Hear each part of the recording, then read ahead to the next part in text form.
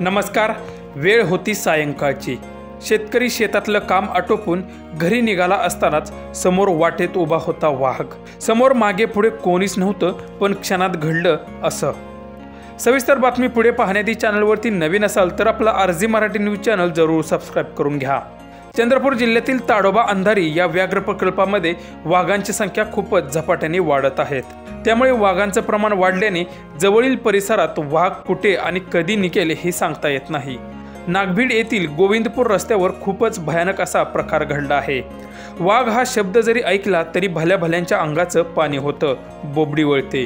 अचानक वाघ आपल्या समोर आला तर काय होईल हा विचार जरी मनात आला तरी अंगाचा थरका पडतो। पण हे एका चंद्रपूर येथील शेतकऱ्यासोबत घडलं आहे। वेळ होती सायंकाळची। रामदास खांदवे हे आपल्या शेतात दिवसभर काम करत होते। 5:30 वाजताच त्यांनी आपलं काम आटोपलं आणि झाडाखाली लावलेली सायकल घेतली आणि सायकलवरून रस्त्याला लागले। तेवढ्यात समोर उभा होता वाघ। रामदास यांनी वाघाला समोर पाहिलं, दोघांची नजरानजर झाली। रामदास यांच्या अंगाचं पाणी झालं, त्यांना समोर मरण दिसत होतं। रामदास यांच्या पुढे पाठीमागं कोणीच नव्हतं, रस्त्यावर फक्त शेतकरी रामदास आणि वाघ।